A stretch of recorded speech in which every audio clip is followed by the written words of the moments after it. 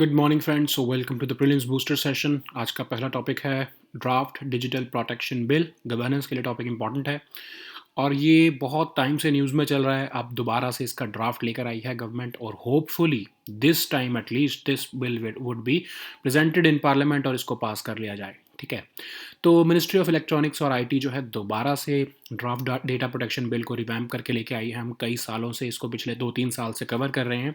बार बार इसमें कोई ना कोई कंट्रोवर्सी हो जाती है, फिर ये बिल पास नहीं हो पाता है या इसको इंट्रोड्यूस करके स्टैंडिंग कमेटी को भेज दिया जाता है। तो इस बार जो है इस बिल के प्रोविजंस जो आए हैं होपफुली जो पास हो जाए वो हम दोबारा देख लेते हैं।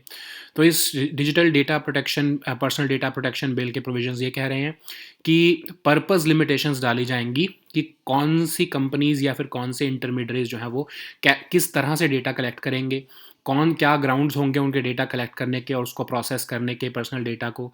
और अगर क्रॉस बॉर्डर डेटा फ्लो होना है, मतलब कि जो फॉरेन कंट्रीज़ में सर्वर्स हैं जहाँ पर इंडियंस का डेटा जाएगा, तो उसके ऊपर कुछ रिलैक्सेशंस तो दिए गए हैं, बट जो है कुछ पेनल्टीज़ लगाई जाएंगी अगर उसका मिसयूज़ किया जाता है। तो क्रॉस बॉर्डर डेटा फ्लोज जो हैं वो अलाउ कर दिए गए हैं। इससे पहले अलाउ नहीं था क्योंकि कहा जाता था कि सारा डेटा जो इंडियंस का है वो आपको लोकली ही स्टोर करना है विद इन इंडियाज़ जोग्राफी।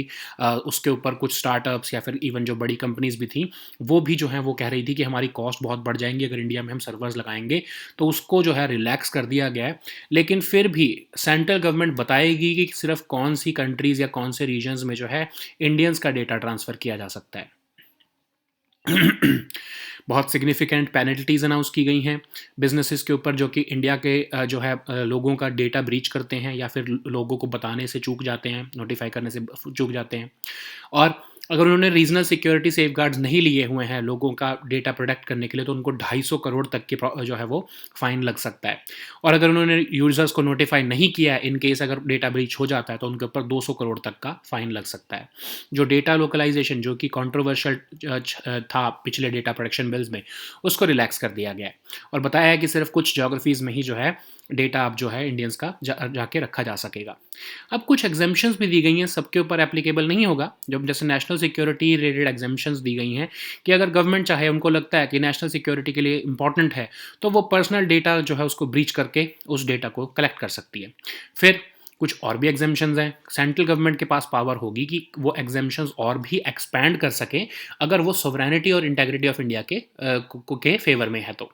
फिर गवर्नमेंट जो है कुछ बिजनेसेस को इस बिल के अंडर डालने से जो है एग्जेम्प्ट कर सकती है, खासकर वो बिजनेसेस जैसे जो स्टार्टअप्स हैं जो इतनी कॉस्ट नहीं बेयर कर सकते और उनको जो एग्जेम्पशंस मिल सकती है।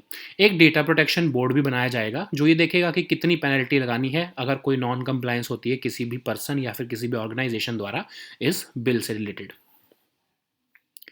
नेक्स्ट हम टॉपिक देखते हैं Vikram S. Science and tech के लिए इंपॉर्टेंट है।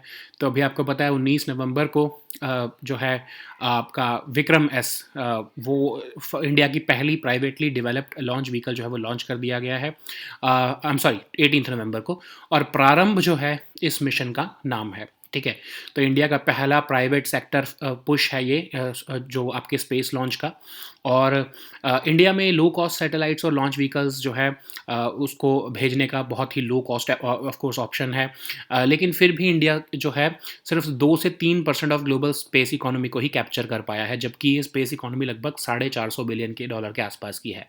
इंडिया ने एफडीआई भी जो है अलाउ किया है, लेकिन गवर्नमेंट राउट से वो एफडीआई अलाउड है। केस बाय केस बेसिस पर गवर्नमेंट देखती है कि कौन से सेक्टर पे आप जो है स्पेस के उसको एफडीआई को अलाउ किया जा सकता है।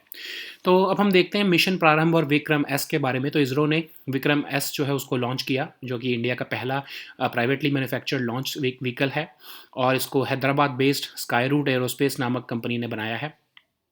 अब ये विक्रम एस रॉकेट जो है विक्रम साराभाई जी के नाम पर रखा गया है जो कि ऑफ कोर्स इंडिया के फाउंडर थे स्पेस प्रोग्राम के। तो ये सब ऑर्बिटल फ्लाइट इसने जो है अचीव की है। इसमें जो इंजन यूज़ किया गया है उसका नाम कलाम 80 है जो कि of course doctor APJ Abdul Kalam ji के लिए ट्रिब्यूट है। और इसमें 3 कस्टमर पेलोड्स डाले गए हैं जो कि 2 इंडियन हैं और 1 फॉरेन है। और जो है इसको ये एक स्मॉल सैटेलाइट लॉन्च व्हीकल है जिसमें लगभग 290 से लेके 560 किलो पेलोड जो है वो सन सिंक्रोनस पोलर ऑर्बिट्स में डाला जा सकता है। तो इसकी परफॉर्मेंस जो है हमारे मिशन प्रारंभ की परफॉर्मेंस से हमने ये दिखाया है कि हमारा प्राइवेट सेक्टर जो है वो इसरो से भी कम नहीं है in case of satellite launch systems. तो इसरो का जो SSLV है वो अब मैन्युफैक्चर भी किया जाएगा और ऑपरेट भी किया जाएगा प्राइवेट प्लेयर्स द्वारा। तो इससे हम क्या कर पाएंगे, स्केलिंग कर पाएंगे। बहुत सारे फॉरेन कंट्रीज जो हैं जो कि अपनी सैटेलाइट्स भेजना चाहती हैं वो हमारे इसरो की बजाय सिर्फ प्राइवेट प्लेयर से भी जो है ये कॉन्ट्रैक्ट कर सकेंगी। नेक्स्ट हमारा टॉपिक है फिन इन्फ्लुएंसर्स। तो ये आपके इकोनॉमी के लिए टॉपिक इंपॉर्टेंट है। तो सेबी ने गाइडलाइंस बनाने का जो है वो डिसाइड किया है कि जो फाइनेंशियल इन्फ्लुएंसर्स हैं जिनको फिन इन्फ्लुएंसर्स कहा जा रहा है उनको भी रेगुलेट करना ज़रूरी है। तो ये फिन इन्फ्लुएंसर्स हैं कौन? अब आपने देखा होगा यूट्यूब पर भी या फिर सोशल मीडिया प्लेटफॉर्म्स पर भी कुछ ऐसे लोग हैं जो कि अपनी एडवाइस देते हैं, अपनी पर्सनल एक्सपीरियंस के नाम पर आपको एडवाइस देते हैं कि कहाँ पर आप अपना पैसा लगा सकते हो, कहाँ पर अपने इन्वेस्टमेंट कर सकते हो, कौन से स्टॉक में इन्वेस्टमेंट कर सकते हो। वो बजटिंग भी बताएंगे आपको, इन्वेस्टमेंट भी बताते हैं, कैसे आपको प्रॉपर्टी खरीदनी है, क्रिप्टो करेंसी के ऊपर भी एडवाइस देते हैं, फाइनेंशियल ट्रेंड भी ट्रैक करके देते हैं। तो उनको, क्योंकि उनके एडवाइस से लोग जो हैं वो अपना फाइनेंशियल डिसीजन ले सकते हैं, वो इन्फ्लुएंस हो सकते हैं, तो इसलिए सेबी कह रहा है कि उनको भी जो है रेगुलेट करने की ज़रूरत है। ठीक है। तो बहुत ज़्यादा आपको पता है कि अनरजिस्टर्ड ये इन्वेस्टमेंट एडवाइज़र जो आपको यूट्यूब पर आपको खासकर देखने को मिलते हैं यूट्यूब शॉर्ट्स में, तो आपको ये इनको रेगुलेट करना बहुत इंपॉर्टेंट है। क्योंकि कई बार क्या होता है कि ये आपको एक तरह से न्यूट्रल एडवाइस तो दे रहे होते हैं, आपको लगता है कि न्यूट्रल एडवाइस है, बट पीछे से कुछ कंपनीज इनको उस चीज़ के पैसे देती हैं ताकि वो कुछ पर्टिकुलर स्टॉक्स को या फिर कुछ पर्टिकुलर प्रोडक्ट्स को जो है वो पुश करें अपने न्यूट्रलिटी के नाम पर। ठीक है। जिससे क्या होगा कि आप जो है उनके झांसे में आ सकते हो और आप जो है कुछ ऐसे प्रोडक्ट्स खरीद सकते हो जो आपको ज़रूरत के नहीं है या फिर जो आपको नुकसान कर सकते हैं। ठीक है। तो अब इसके अगेंस्ट क्रिटिसिज्म क्या किया जा रहा है इन रेगुलेशंस के अगेंस्ट? फ्री इन्फ्लुएंसर जो हैं वो कह रहे हैं कि हमारे रेगुलेट नहीं करो। क्यों? क्योंकि हमारी freedom of speech and expression है। हम अपने फॉलोअर्स को कोई मजबूर तो नहीं कर रहे हैं ना, हम तो सिर्फ उनको कोई फोर्स नहीं कर रहे हैं, उनकी अपने ऊपर अपनी समझ के हिसाब से वो फैसला ले सकते हैं। फिर वो ये भी कह रहे हैं कि जब सेलिब्रिटीज़ कुछ प्रोडक्ट्स को एंडोर्स करते हैं टीवी एडवर्टीजमेंट्स में, आप उनको तो रेगुलेट नहीं कर रहे हो, आप हमें क्यों फिर रेगुलेट कर रहे हो? ठीक है। सो अब ये पॉइंट इसलिए वैलिड नहीं है क्योंकि अब आपको पता है कंज्यूमर डेटा प्रोटेक्शन बिल में जो कंज्यूमर प्रोटेक्शन एक्ट 2019 के अंदर हमने इवन सेलिब्रिटी इंडोर्समेंट्स को भी अब रेगुलेट करना शुरू कर लिया है। सेबी अभी हमने कुछ दिन पहले ही डिस्कस किया कि ये एक स्टेचुटरी बॉडी है 1992 से। ये स्टॉक एक्सचेंज को रजिस्टर करना, इन्वेस्टर एजुकेशन करना, फीस और चार्जेस लगाना, इंस्पेक्शन करना, ऑडिट करना, जो भी आपके अगर आपकी इन्वेस्टमेंट से रिलेटेड या सिक्योरिटी से रिलेटेड जो भी आपके रेगुलेटरी फंक्शंस हैं वो सेबी ही करता है। ठीक है। नेक्स्ट हम टॉपिक देखते हैं बाली यात्रा। आर्ट एंड कल्चर के लिए टॉपिक इंपॉर्टेंट है। तो प्राइम मिनिस्टर मोदी जब G20 समिट में इंडियन डायस्पोरा को एड्रेस कर रहे थे उन्होंने बाली यात्रा के बारे में भी जो है मेंशन किया। तो बाली यात्रा का एक्चुअल मीनिंग है वोयाज टू बाली। तो one of the largest country का एयरफेयर है, ओपन एयरफेयर है, और ये लगभग 2000 साल पुरानी हमारी मैरीटाइम और कल्चरल लिंक्स बिटवीन कलिंग और बाली और other south east Asian regions को जो है वो कमेमोरेट करता है। तो कटक एडमिनिस्ट्रेशन जो है उड़ीसा में वो मोस्टली इस फेस्टिवल को के लिए प्रिपेयर करती है और इस फेस्टिवल को कार्तिक पूर्णिमा के दिन मनाया जाता है। इस दिन जो साधवा जो कि ट्रेडर होते हैं वो अपनी वोयाज जो हैं अपनी उस समय में साल 2000 सालों पहले के करीब जो है अपनी ट्रेडिशनली वोयाज को बिगिन करते थे on this very day, because इस टाइम पर विंड्स जो है वो फेवरेबल होती थी बोट्स में। ठीक है। तो अभी भी जो है आपको पता है कि मिनिएचर बोट्स बनाई जाती हैं और इस ट्रेडिशन को जो है वो अभी भी सेलिब्रेट किया जाता है as a name of festival जिसका नाम बाली यात्रा है। कलिंग और साउथ ईस्ट एशिया के बीच में pepper, cinnamon, cardamom, silk, camphor, gold और ज्वेलरी का ट्रेड होता था, ऐसा हिस्टोरियंस कहते हैं। नेक्स्ट हम टॉपिक देखते हैं बैटल ऑफ रिजांगला। आपके सिक्योरिटी के लिए भी इंपॉर्टेंट है, हिस्ट्री के लिए भी इंपॉर्टेंट है। तो नवंबर 18 को 60th एनिवर्सरी इंडिया ने जो है वो सेलिब्रेट की है बैटल ऑफ रिजांगला की। तो बैटल ऑफ रिजांगला बहुत ही एपिक बैटल है इंडियन आर्मी की ईस्टर्न लद्दाख रीजन में। उस समय क्या हुआ कि चार्ली कंपनी के 13 कुमाऊं रेजिमेंट के जो सोल्जर्स थे इंडियन आर्मी के, सिर्फ 120 ब्रेव सोल्जर्स थे और उन्होंने 5000 चाइनीज़ आर्मी के जो है सोल्जर्स को नवंबर 18 को एक फेयर्स फाइट दी। तो याद रखो 120 सोल्जर्स ने, हज़ारों सोल्जर्स जो है उनको जो है वो रोक कर रखा और उसमें से हज़ारों को मार भी दिया रादर, जिससे क्या हुआ कि चाइना ने को फोर्स कर दिया उन्होंने उस टाइम पर सीज फायर डिक्लेयर करने के लिए। तो इस बैटल को, बैटल ऑफ रजांगला को हम 60th ईयर्स को हम सेलिब्रेट कर रहे हैं। नेक्स्ट हम टॉपिक देखते हैं, आइवरी ट्रेड, एनवायरमेंट के लिए टॉपिक इंपॉर्टेंट है।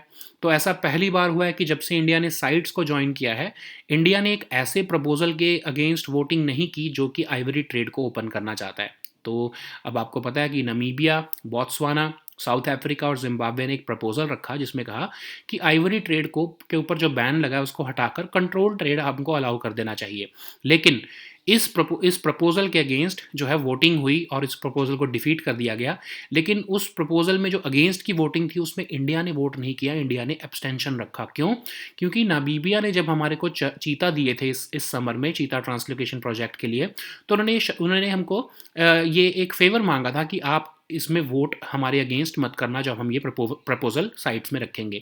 तो इसलिए इंडिया ने अब्सटेन किया। अब इंडिया को पता था कि ये प्रपोजल डिफीट हो जाना है, तो इंडिया अगर फेवर में वोट या अगेंस्ट वोट कर भी देता तो कोई फ़र्क नहीं पड़ता। हमने अपना प्रॉमिस भी रख लिया और हमने इसके जो है फेवर में भी वोट नहीं किया, है ना। तो हमने दोनों तरह से डिप्लोमेसी में विन विन सिचुएशन रखी है। अब आइवरी ट्रेड बैन आपको पता है 1989 से लगा हुआ है। सारे अफ्रीकन एलिफेंट पॉपुलेशन के जो है आइवरी के ऊपर ट्रेड करने पर बैन लगा हुआ है। और जो है साइट्स क्या है, साइट्स के बारे में देखते हैं कि इंटरनेशनल एग्रीमेंट है जो कि स्टेट्स और जो है इंटरनेशनल ऑर्गेनाइजेशंस ने वॉलंटरीली जो है इसको अधेयर करने का जो है डिसाइड किया 1963 में। और इसमें इंटरनेशनल ट्रेड को जो है इस तरह से कंडक्ट करने के लिए जो है कहा जाता है कि वाइल्ड एनिमल्स और प्लांट्स की जो है सर्वाइवल के ऊपर कोई खतरा ना आए, ठीक है। और ये जो साइट्स है ये लीगली बाइंडिंग होता है पार्टीज के ऊपर। और साइट्स का जो सेक्रेटरीट है वो आपके यूनाइटेड नेशंस एनवायरनमेंट प्रोग्राम में लोकेटेड है, ठीक है, जिनीवा स्विट्जरलैंड में। सो नेक्स्ट हम टॉपिक देखते हैं, नेटवर्क रेडीनेस इंडेक्स 2022, इकोनॉमी के लिए टॉपिक इंपॉर्टेंट है। तो इंडिया जो है वो अब 61st रैंक पर आ गया है नेटवर्क रेडीनेस इंडेक्स 2022 में। अब ये रिपोर्ट पोर्टलैंड इंस्टीट्यूट जो है वाशिंगटन डीसी बेस्ड वो निकालता है और इसमें 131 इकोनॉमीज़ को कुछ 4 पिलर्स के ऊपर जो है वो रैंकिंग दी जाती है, technology, people, governance and impact. लगभग 58 वेरिएबल्स इन 4 डिफरेंट पिलर्स में जो है वो कवर किए जाते हैं। तो इंडिया का स्कोर पिछले साल के मुताबिक इम्प्रूव हुआ है। रादर इंडिया जो है फर्स्ट रैंक पर आया है एआई टैलेंट कंसंट्रेशन में, सेकंड रैंक पर आया है मोबाइल ब्रॉडबैंड इंटरनेट ट्रैफिक में और इंटरनेशनल इंटरनेट बैंडविड्थ में, थर्ड रैंक पर आया है एनुअल इन्वेस्टमेंट इन टेलीकम्युनिकेशन सर्विसेज और डोमेस्टिक मार्केट साइज में, फोर्थ रैंक आया है इंडिया का आईसीटी सर्विसेज एक्सपोर्ट में। अब अगर हम बाकी कंट्रीज़ के मुताबिक देखें जो इंडिया के इनकम लेवल की कंट्रीज़ हैं, इंडिया का जो नेटवर्क रेडीनेस है वो बहुत ही ग्रेट है उसके मुकाबले। इंडिया का इवन थर्ड रैंक आया है अगर हम लोअर मिडिल इनकम कंट्रीज़ में देखें तो, out of 36 countries. Australia India ECTA next topic हमारा ये है और इसको हम इंटरनेशनल रिलेशंस के लिए देखेंगे। तो ऑस्ट्रेलिया के पार्लियामेंट्री कमेटी ने उनकी गवर्नमेंट को कहा है कि आप Australia India economic cooperation and trade agreement जो साइन किया था उसको आप रेटिफाई कर दो। अब वहाँ पर पार्लियामेंट के अप्रूवल की ज़रूरत होती है। इंडिया में अगर ऐसा कोई एग्रीमेंट साइन होता है तो सिर्फ यूनियन कैबिनेट की मंजूरी से ही जो उसको अप्रूव कर लिया जाता है। तो इस एग्रीमेंट के तहत हमें ड्यूटी फ्री एक्सेस मिलेगा ऑस्ट्रेलियन मार्केट का। लगभग 6000 हमारे ब्रॉड सेक्टर्स हैं इंडिया के, including textile, leather, furniture, jewellery, machinery. उनको 6000 ऐसे सेक्टर्स को जो है ऑस्ट्रेलियन मार्केट का ड्यूटी फ्री एक्सेस मिलेगा। लगभग 96.4% ऑफ इंडिया के एक्सपोर्ट्स बाय वैल्यू जो है वो ऑस्ट्रेलिया में ड्यूटी फ्री जो है वो जा पाएंगे। इंडिया के एक्सपोर्ट्स जो है वो लगभग 8.3 बिलियन रहे हैं अगर हम ऑस्ट्रेलिया को देखें तो हमारे लिए बहुत ही सिग्निफिकेंट है। इसको हम और फिगर को ऊपर लेके जा पाएंगे। इस एग्रीमेंट में trade in goods, rules of origin, ये सारे जो है वो आपके जो क्लॉजेज होते हैं उनको कवर किया गया है। तो रूल ऑफ ओरिजिन भी देख लेते हैं क्या होता है। तो रूल ऑफ ओरिजिन का मतलब क्या होता है जैसे अगर ऑस्ट्रेलिया और इंडिया के बीच में ये फ्री ट्रेड डील जिसको हम कहते हैं, अगर ये साइन होकर इन्फोर्स हो जाती है तो इसमें चाइना क्या कर सकता है कि चाइना ये देखेगा कि ऑस्ट्रेलिया और इंडिया के बीच में फ्री ट्रेड एग्रीमेंट है, तो मैं क्या करता हूँ कि मैं ऑस्ट्रेलिया के साथ एक फ्री ट्रेड एग्रीमेंट साइन कर लेता हूँ, या फिर मेरे पास अगर ऑलरेडी है तो मैं ऑस्ट्रेलिया में अपने प्रोडक्ट्स को भेजूंगा बिना किसी ड्यूटी के। और फिर ऑस्ट्रेलिया से, क्योंकि ऑस्ट्रेलिया और इंडिया के बीच में भी जो है फ्री ट्रेड डील है, तो ऑस्ट्रेलिया से इंडिया में वो प्रोडक्ट्स भेजे जाएंगे वो भी बिना किसी ड्यूटी के। तो एक तरह से बिना किसी ड्यूटी को पे किए चाइना जो है हमारे साथ बिना किसी एग्रीमेंट के हमारे को दूसरी किसी और कंट्री के थ्रू जो है वो अपने प्रोडक्ट्स बेच पाएगा। तो उसी के लिए रूल्स ऑफ ओरिजिन बनाए जाते हैं कि सिर्फ वही प्रोडक्ट्स को ड्यूटी फ्री एक्सेस मिलेगा जिसका ओरिजिन ऑस्ट्रेलिया से हो रहा है, ठीक है। तो ये रूल्स ऑफ ओरिजिन जो क्लॉज है बहुत ही इंपॉर्टेंट होता है। नेक्स्ट हम टॉपिक देखते हैं रानी लक्ष्मीबाई जी। ऑफकोर्स आपके हिस्ट्री के लिए, आर्ट एंड कल्चर के लिए इंपॉर्टेंट है टॉपिक। तो 19 नवंबर को आपको पता है कि रानी लक्ष्मीबाई जी का जो है जन्म दिवस होता है। 187th बर्थ एनिवर्सरी इस बार हमने जो है वो कमेमोरेट किया है। बहुत ही फेमस वॉरियर थे इंडियन स्ट्रगल फॉर इंडिपेंडेंस के लिए। इनका बर्थ मणिकर्णिका तांबे के नाम से हुआ था वाराणसी में। जब इनकी जो है मैरिज गंगाधर राव नेवालकर जी से हुई, महाराजा ऑफ झांसी से, तो इनको नाम जो है रानी लक्ष्मीबाई पड़ा। तो इन दोनों ने जो है अपने कज़न जो गंगाधर राव जी के कज़न के जो है पुत्र को आनंद राव को जो है अडॉप्ट किया था। तो इसीलिए जो है ब्रिटिश ने डॉक्ट्रिन ऑफ लैप्स पॉलिसी लगाकर इनके जो है किंगडम के ऊपर कब्जा कर लिया था। उस डॉक्ट्रिन ऑफ लैप्स पॉलिसी जो कि लॉर्ड डलहौजी ने जो है वो इंट्रोड्यूस की थी, उसके अंदर ये प्रोविजन था कि अगर किसी भी रूलर का कोई मेल हेयर नहीं है तो उस किंगडम को जो है वो कंपनी जो है वो एनेक्स कर लेगी, ठीक है। और उनको अलाउ नहीं था कि वो किसी भी अडॉप्टेड जो है सन को जो है वो अपना हेयर किंगडम का बना सकें, ठीक है। तो एक्चुअली ये डॉक्ट्रिन ऑफ लैप्स पॉलिसी लाई ही सिर्फ इसलिए गई थी कि वो झांसी को जो है एनेक्स कर सकें। नेक्स्ट टॉपिक हमारा है उड़ा देवी। तो ये भी आर्ट एंड कल्चर के लिए और हिस्ट्री के लिए इंपॉर्टेंट है। तो 16 नवंबर को मार्टरडम ऑफ उड़ा देवी जो है वो कमेमोरेट किया गया है उत्तर प्रदेश में। तो उनका जन्म जो है लखनऊ में हुआ। वो बेगम हज़रत महल ऑफ अवध की रॉयल गार्ड थी। बहुत ही स्किल्ड लीडर थी। लोगों को मोबिलाइज करने में बहुत ही स्किलफुल थी, खासकर दलित विमेन को। ब्रिटिश रेजिमेंट के साथ जब उनका जो है क्लैश हुआ 1857 में, तो उनकी ऑल विमेन जो बटालियन थी जिनका नाम था दलित वीरांगना, उन्होंने आर्म्ड अपराइजिंग में ब्रिटिश के खिलाफ जो है वो बहुत ही बढ़ चढ़ कर हिस्सा लिया। जो ऊड़ा देवी जी थी वो पासी कम्युनिटी को बिलोंग करती थी, जिनको ब्रिटिश गवर्नमेंट ने उस टाइम पर क्रिमिनल कास्ट डिक्लेयर किया था। तो ये पासीज जनरली पिग हर्डर्स और टॉडी ट्रैपर्स होते हैं, ठीक है। सो ये सेकंड लार्जेस्ट दलित ग्रुप है उत्तर प्रदेश में अगर हम 2001 के सेंसस की बात करें तो, ठीक है। So now let us see all these topics in English. So the first topic is draft digital protection bill. So this topic is important for your governance section. So those who have been following the current affairs from the last few years, they must be knowing that this bill has been delaying from the last many years. Each time a version of this bill comes, then a controversy emerges, and the government has to dispose it off and come back with a new bill. Okay, so actually the original digital data protection, personal data protection bill was formed by a committee headed by Justice B.N. Sri Krishna, and now the government has recently released the revamped draft data protection bill.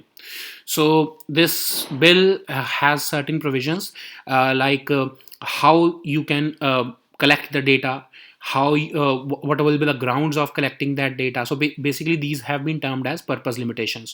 So limitations would be placed upon the intermediaries or organizations who would be collecting the data.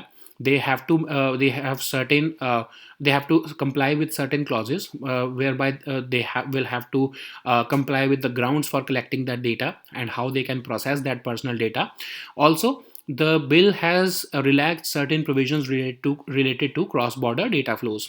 So actually, you know that if you may have read about the past versions of this bill, there was a provision called data localization, in which the government through this bill was asking these data intermediaries that you cannot take away the data of Indian citizens in another country. Basically, you cannot save the data or personal data of Indians into the servers which are located into another countries. You have to bring your servers, or you have to establish your servers in India within the geographical proximity of India, and only there you can save the data of Indians.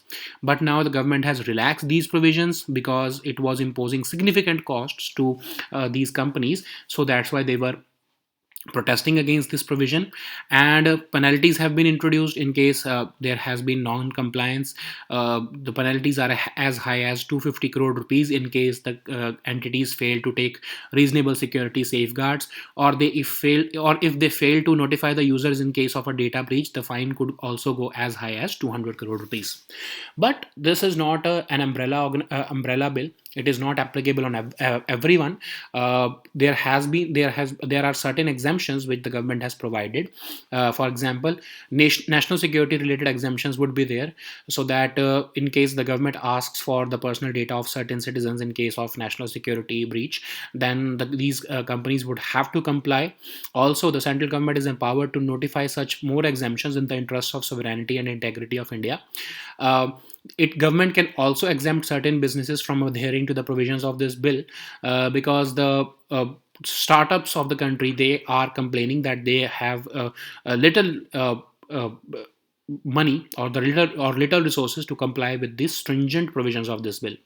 Also, a data protection board will be made, which will decide upon the penalties which will be imposed upon the entities who will be non-compliant of the provisions of this bill. So the next topic is Vikram S. This topic is important for your science and tech section. So India's first privately developed launch vehicle was recently launched into the space, and this mission was called Prarambh. And this is first private sector push from India after ISRO's impeccable performance in the last few years. And you know that India is globally well recognized for building low cost satellites and launch vehicles, yet we have only managed to capture just 2 to 3% of global space economy. We want to expand it using the prowess of our private sector, so as to capture a larger share in the 450 billion or 440 billion dollar worth of global space economy. For that, we have also made some reforms, like FDI has been made open, in of course through the government route only, and the government decides on a case by case basis. So this demonstration of Mission Prarambh, which has demonstrated our private sector launch capabilities, will put us on a pedestal of developed countries who are able to whose private sector is able to participate equally with the government space program. So this Vikram, as he's named after Vikram Sarabhai ji, who is of course the founder of India's space program. The engine used in it is called the Kalam 80, of course, which is named after former President Dr. APJ Abdul Kalam ji. It has carried about 3 customer payloads. 2 satellites were Indian and 1 was of course foreign. And Vikram S is basically the small satellite launch vehicle of ISRO, which this company has produced.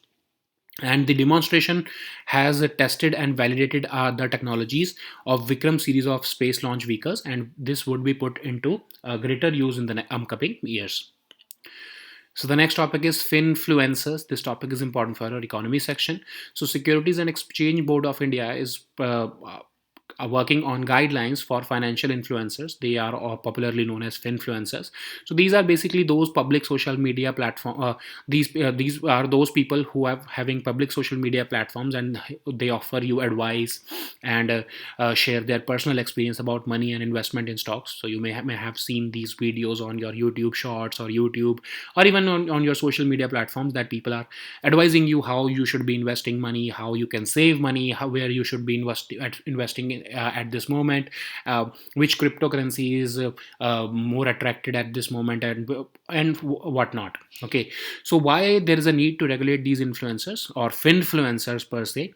So SEBI is arguing that these unregistered investment advisors, they give unsolicited advice with respect to stock tips on various social media platforms, but there is a fear that certain companies, they rope in these advisors, and they pay them so as to push their product through those videos or social media posts.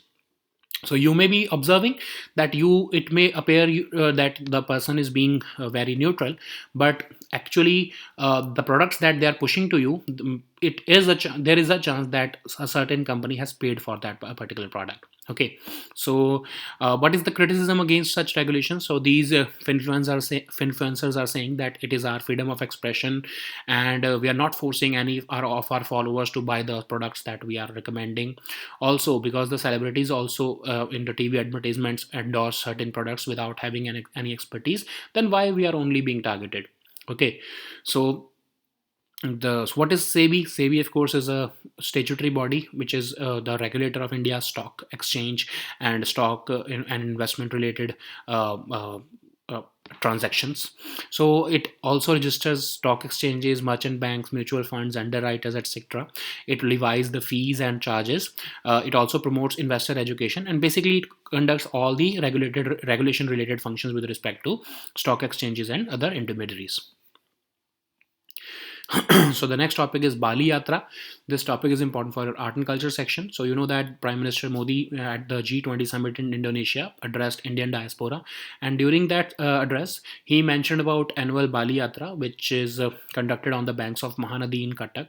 So Bali Yatra literally means voyage to Bali, and it is one of the or it is one of the country's largest open air fairs, which commemorates 2000-year-old tradition or maritime and cultural links between ancient Kaling and Bali and other South and Southeast Asian regions. So Cuttack administration basically prepares for this fair, and it is believed that 1000 years ago or 2000 years ago, during Kartik Purnima, these sadhavs, who were also the traders during that period, they began their voyage across the sea on this auspicious day because winds were favorable for the boats during that period.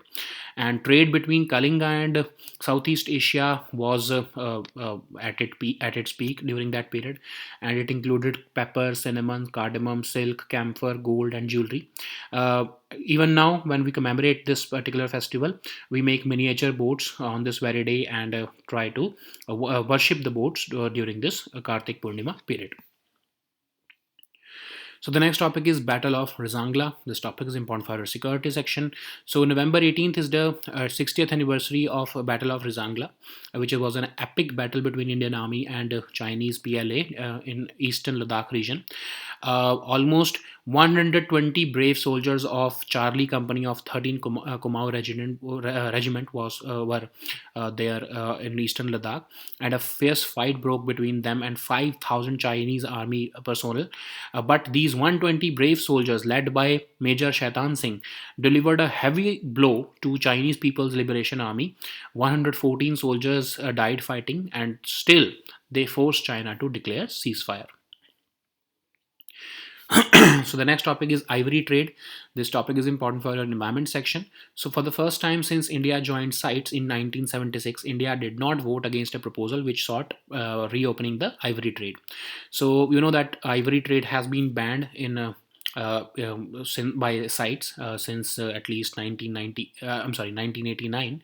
But Namibia, Botswana, South Africa, and Zimbabwe, they brought a proposal in CITES saying that at least controlled trade must be allowed in this in ivory, and there was a voting, and against votes dominated the vote. That's why this resolution was debated. But instead of voting against this proposal, India chose to abstain from it. Why? Because Namibia had asked for it when it agreed to transfer cheetahs this summer to India. And ivory trade, of course, was banned in 1989 when all African elephant populations were put in CITES Appendix 1. So no trade is allowed in species which are listed in CITES Appendix 1. So CITES is an international agreement in which the states have voluntarily entered into and it entered into force in July 1975 through a resolution of IUCN in 1963, and it ensures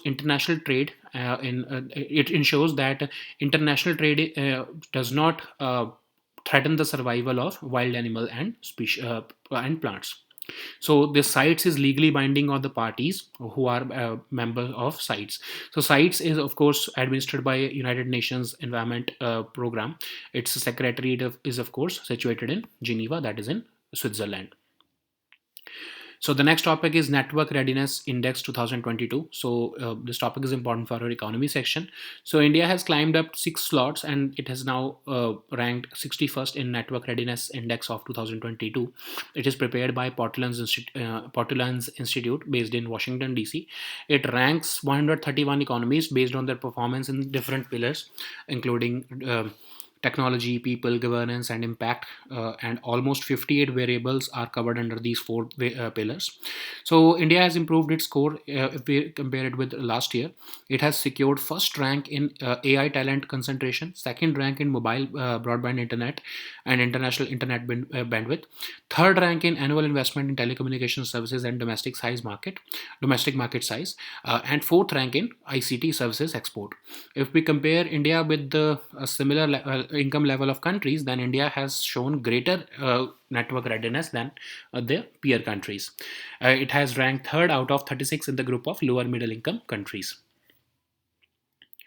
So the next topic is Australia India Economic Cooperation and Trade Agreement. This topic is important for international relations. So, a parliamentary committee of Australia has recommended that its government should ratify the Australia India Economic Cooperation and Trade Agreement. Once, of course, it comes into force, it will provide almost 6,000 broad sectors of India duty free access to the Australian market.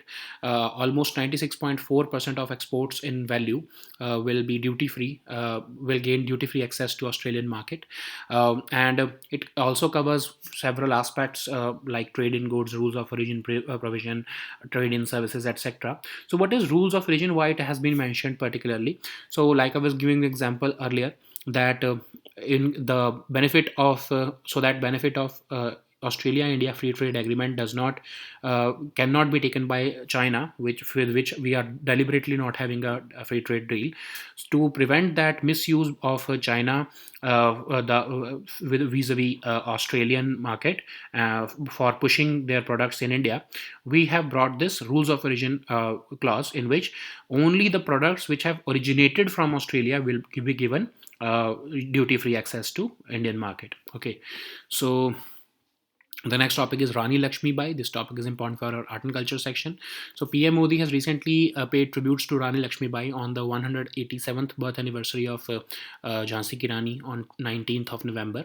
So she was a famous warrior of India's freedom struggle, and she was born as Manikarnika Tambe in Varanasi. She married to Gangadhar Rao Newalkar who was the Maharaja of Jhansi, but because they had no legal male heir, so they adopted Rao's cousin son, Anand Rao. But the East India Company took advantage of Maharaja's death and applied the doctrine of lapse. So, according to doctrine of lapse policy, the company would annex the kingdom, any kingdom who does not have a legal male heir, and an adopted son of the Indian ruler could not be proclaimed as heir to the kingdom.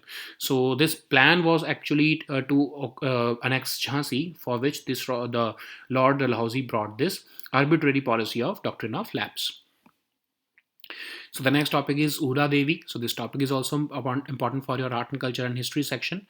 So on 16th of November, the Uttar Pradesh government and several people of Pasi community commemorated the martyrdom of Ura Devi. So she was born in Ujirao of Lucknow. She was the royal guard of Begum Hazrat Mahal of Awadh. She was a very skilled leader, and she managed to mobilize people, especially Dalit women, on all women battalion called Dalit Viranganas, and she clashed with the British regiment when the British attacked, of course, the Awadh kingdom. And Devi belonged to Pasi community, which was later labeled as a criminal caste by the British government under Criminal Tributes Act of 1871. And Pasis are basically traditionally pig herders and toddy tappers, and they are second largest Dalit group in Uttar Pradesh if we look at the 2001 census figures. Okay, so these were our topics for today. We'll meet next time with new topics. Until then, goodbye and take care.